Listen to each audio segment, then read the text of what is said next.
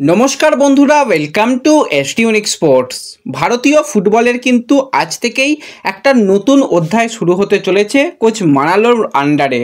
তো আজকে কিন্তু আমাদের ব্লু টাইগার্স খেলতে চলেছে ট্রি নেশন টুর্নামেন্টের প্রথম ম্যাচ। সেই ম্যাচ নিয়ে কথা বলার সাথে সাথে বেশ কিছু ইন্টারেস্টিং ট্রান্সফার নিউজ নিয়ে কথা বলার রয়েছে, জাপানি প্লেয়ারের সই নিয়ে আপডেট রয়েছে, এছাড়া কিন্তু ইস্টবেঙ্গলকে নিয়েও আলোচনা রয়েছে একটু এই ভিডিওতে।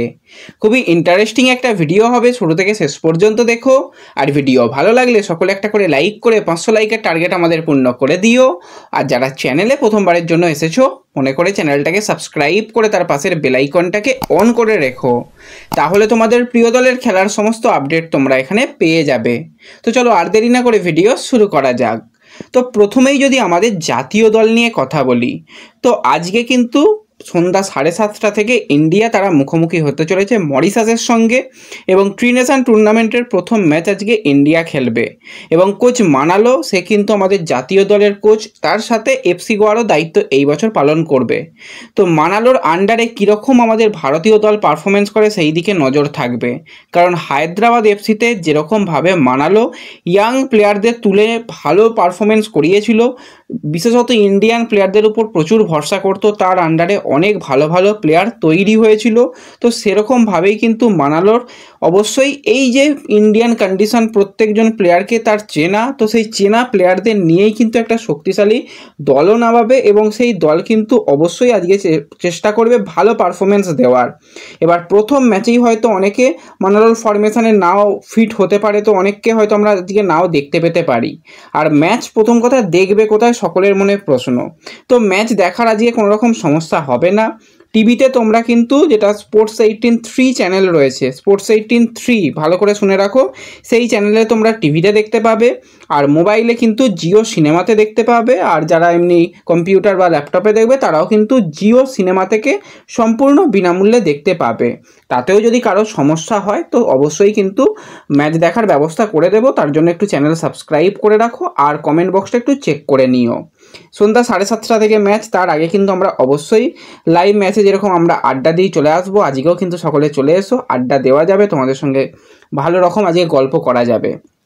মরিশাস হয়তো আমাদের সঙ্গে দেখতে গেলে ফিফা র্যাঙ্কিংয়ে পিছিয়ে, কিন্তু বর্তমানে আমাদের যেরকম ভারতের পারফরমেন্স জঘন্যতর পারফরমেন্স হয়েছে জাতীয় দলের, তো সেই জায়গায় যে কোনো ম্যাচকেই কিন্তু আমাদের প্রচণ্ড পরিমাণে ভয় লাগে। তো যাই হোক, আজকে যদি আমাদের দল নিয়ে কথা বলি, তো মূলত 4-3-3 ফরমেশনে কোচ মানালো আমাদের জাতীয় দল এবং ভালো পারফরমেন্স করানোর জন্য এরকমই একটা ফরমেশনে যেতে পারে। গোলে কিন্তু অবশ্যই গুরপ্রীত সিং সান্ধু, সেন্টার ব্যাকে আনোয়ার আলীর সঙ্গে রাহুল ভেকে, আর সাইড ব্যাকে একদিকে নিখিল পূজারি, অপরদিকে জয় গুপ্তা। তো জয় গুপ্তার পারফরমেন্স কিন্তু ওয়াইবিকে স্টেডিয়ামে আমি দেখেছিলাম, খুব ভালো পারফরমেন্স করেছিল প্রথম ম্যাচেই। আর আনোয়ারকে নিয়ে কিছু বলার নেই, দেশের জার্সি গায়ে আনোয়ার কিন্তু সেরাটা দেওয়ার চেষ্টা করে সবসময়, এবং রাহুল ভেকেকেই কিন্তু আমরা সেন্টার ব্যাকে দেখার সম্ভাবনা রয়েছে, সেই জায়গায় মেহতাবের অপশানটাও রয়েছে, আর নিখিল পূজারি সাইড ব্যাকে অটোমেটিক চয়েস রয়েছে। মাঝমাঠ প্লেয়ার হিসাবে কিন্তু অবশ্যই দরকার হচ্ছে আপুইয়ার সঙ্গে জিকসান, এবং সাহালকে কিছুটা অ্যাটাকিং রোলে রাখা দরকার, তাহলে কিন্তু মাঝমাঠ অনেক ভালো হবে। পরবর্তী সময় থাপা রয়েছে, তাকেও কিন্তু আনা যেতে পারে। উইঙ্গার হিসাবে কিন্তু একদিকে মহেশ, অপরদিকে লিস্টান, বা প্রথম দিকে কিন্তু আমরা মহেশের সঙ্গে সঙ্গে অপরদিকে এডমন্ডকেও দেখতে পেতে পারি, বা নন্দকুমারকেও দেখতে পারি। যেই প্লেয়ারের পারফরমেন্স ভালো থাকবে তাকেই কিন্তু সুযোগ দেবে।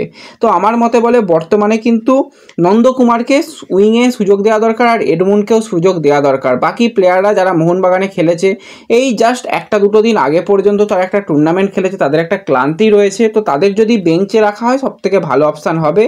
আর সেন্টার ফরওয়ার্ড প্লেয়ার হিসেবে কিন্তু ছাংটেকে শুরু করানো দরকার রয়েছে। তো ছাংটে কিন্তু গোল করতে পারে, এবং পরবর্তী সময় কিন্তু ভালো ভালো আরও বেঞ্চে অনেক প্লেয়ার অপশান রয়েছে, অপশান নিয়ে কোনো রকম অসুবিধা নেই। পরবর্তী সময় কিয়ান নাসিরির মতন প্লেয়ার রয়েছে, সেও নেবে, কিন্তু সুপার সাব হতে পারে। অনেকগুলো অপশান কিন্তু কোচের কাছে রয়েছে। তো সর্বোপরি আমরা চাই আমাদের ব্লু টাইগার্স আজকে খুব ভালো খেলুক, এবং এমন একটা পারফরমেন্স তুলে ধরুক যেটা কিন্তু পরবর্তী সময় আমাদের টিমকে একটা ভালো ক্ষমতা দেবে যে কোনো দলের বিরুদ্ধে আমরা লড়তে পারবো, রেজাল্ট যাই হোক না কেন। তো অবশ্যই 7:30টা থেকে ম্যাচ রয়েছে, ম্যাচ একটু দেখো। আর ম্যাচের স্কোর লাইন কী হতে চলেছে, আমাদের ব্লু টাইগার্সদের রেজাল্ট কী হতে চলেছে, তোমরা কিন্তু কমেন্টে জানাতে পারো। যাদের কমেন্ট মিলে যাবে তাদের নাম কিন্তু পরবর্তী সময় শেয়ার করা হবে, তাই সকলে কিন্তু কমেন্ট করে যেও। আর অবশ্যই কমেন্টে কিন্তু চাক দে ইন্ডিয়াটা লিখতে কেউ ভুলো না। দেখবো আজকে দেশকে কতজন ভালোবাসে, দেশীয় ফুটবলকে, আমাদের জাতীয় দলকে কতজন ভালোবাসে। অবশ্যই কিন্তু চাক দে ইন্ডিয়া কমেন্ট করে যেও। তো যাই হোক, এরপরে আমরা যদি সরাসরি চলে আসি ট্রান্সফার নিউজের দিকে, তো প্রথমেই আমরা কথা বলি একটু ইস্টবেঙ্গলকে নিয়ে। যেরকমটা তোমাদের কিছুদিন আগেই জানিয়েছিলাম, একদম যেদিন ট্রান্সফার উইন্ডো ক্লোজ হচ্ছিল, যে ইস্টবেঙ্গল কিন্তু বেশ কিছু প্লেয়ারকে ছেড়ে দেবে, কারণ তাদের স্কোয়াডে এত প্লেয়ার রেখে লাভ নেই, যারা সুযোগ পাবে না তাদের ছেড়ে দেওয়াটাই ভালো, তারা অন্যান্য দলে গিয়ে অবশ্যই গেম টাইম পাবে। তার মধ্যে প্রথম যে প্লেয়ারের কথা বলেছিলাম সেটা হচ্ছে 26 বছর বয়সী ভারতীয় রাইট ব্যাক এবং বাঙালি ডিফেন্ডার সার্থক গোলুইয়ের কথা। তো সার্থক ইস্টবেঙ্গলের সঙ্গে যুক্ত থাকলেও কিন্তু, কন্ট্রাক্ট থাকলেও কিন্তু তাকে নিয়ে কোনো রকম পরিকল্পনা নেই। সিএফএলে কয়েকটা ম্যাচ খেললেও তারপরে সার্থককে একদমই দেখা যায়নি। তখনই তোমাদের জানিয়েছিলাম সার্থককে নিয়ে পরিকল্পনা নেই, তাকে ছেড়ে দেওয়ার চেষ্টা চলছে। তাকে যদি লোন ডিলে হয় লোন ডিল, তা না হলে কিন্তু তার কন্ট্রাক্ট টার্মিনেটও করা হতে পারে।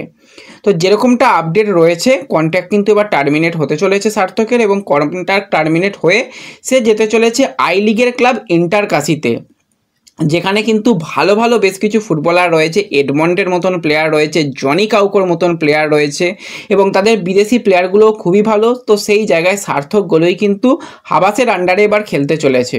তো আমাদের তরফ থেকে অনেক অনেক শুভেচ্ছা রইল সার্থকদার জন্য, এবং সে ভালো পারফরমেন্স করুক, আমরা এটাই চাই। তো এরপরে যদি আমরা কথা বলি একজন বিদেশি প্লেয়ারকে নিয়ে, একজন জাপানি প্লেয়ারকে নিয়ে। তো 27 বছর বয়সী জাপানি উইঙ্গার, অ্যাটাকিং মিডিও, ডিফেন্সিভ মিডফিল্ডার, যা ইচ্ছা বলতে পারো, কারণ ভার্সেটাইল প্লেয়ার সাই গডার্ড, যাকে কিন্তু আমরা আইএসএলে প্রথমবারে দেখতে পেয়েছিলাম মুম্বাই সিটি এফসির জার্সি গায়ে। সেখানে 19 ম্যাচে 1টা গোল এবং 2টো অ্যাসিস্ট করে। লাস্ট সিজনে কিন্তু ওড়িশা এফসির জার্সি গায়েও 1টা গোল এবং 2টো অ্যাসিস্ট করতে দেখা গেছে।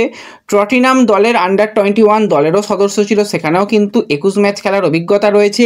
এ লিগের ক্লাব সেন্টার কোস্ট ম্যারিনার্সের দলেও হয়েও কিন্তু বেশ কিছু ম্যাচ খেলেছে। তো এই এক্সপিরিয়েন্স প্লেয়ারকেই কিন্তু, এবং চ্যাম্পিয়ন প্লেয়ারকেই কিন্তু আমরা আবারও আইএসএল এর মঞ্চে দেখতে পেতে চলেছি। হায়দ্রাবাদ এফসি কথাবার্তা চূড়ান্ত করে ফেলেছে। মোটামুটি তোমরা ধরে রাখতে পারো এই প্লেয়ার আসার সম্ভাবনা অনেক অংশই রয়েছে, শুধু কিছু পেপার ওয়ার্ক এবং ভিসার কাজ বাকি রয়েছে। সব কিছু মিটে গেলে কয়েকদিনের মধ্যেই কিন্তু হায়দ্রাবাদে আসতে চলেছে সাই গডার্ড। বেশ কিছু ট্রান্সফার ব্যানও কিন্তু উঠে গেছে, তাদের অসুবিধা নেই। আর যেটা শুনতে পেলাম বা যেটুকু জানতে পারলাম, যে তাদের যে ব্যানগুলো পড়েছে এতে কিন্তু ফ্রি প্লেয়ার রেজিস্ট্রেশনে কোনো রকম প্রবলেম নেই, সে ইন্ডিয়ানই হোক বা বিদেশি প্লেয়ারই হোক। কোনো কন্ট্রাক্টেড প্লেয়ারকে যদি পার্মানেন্ট ডিলে যদি নিয়ে আসা হয় বা লোন ডিলে যদি নিয়ে আসা হয়, সেগুলোতে প্রবলেম। যে সমস্ত ফ্রি প্লেয়ার তাদের নিয়ে কোনো রকম প্রবলেম নেই। তো সেরকম ফ্রি প্লেয়ারদের নিয়েই কিন্তু হায়দ্রাবাদ দল গঠন করতে চলেছে। তো বিশেষ করে হায়দ্রাবাদের খেলাগুলো যখন থাকবে, একটু হায়দ্রাবাদের খেলা দেখো, সাপোর্ট করো। দলটা প্রচণ্ড পরিমাণে খারাপ সময়ের মধ্যে দিয়ে গেল লাস্ট সিজনটা। আশা করি এই সিজনে তারা অনেক ভালো করার চেষ্টা করবে, এবং পরবর্তী সময় হায়দ্রাবাদ আবারও ভারতীয় ফুটবলের দাপিয়ে ফুটবল খেলবে। আরও কিছু বিদেশি প্লেয়ারদের সঙ্গে কিন্তু কথাবার্তা চলছে, যারা কিন্তু রীতিমতন আইএসএলে খেলে গেছে, ফ্রি প্লেয়ার। তো সেই প্লেয়ারদেরও নাম পরবর্তী সময় জানিয়ে দেব। তো এই ভিডিওতে এটুকুই ছোট্ট আপডেট শেয়ার করার ছিল। ভিডিও ভালো লাগলে একটু লাইক শেয়ার করে দিও। তো দেখা হচ্ছে পরবর্তী ভিডিওতে। ধন্যবাদ।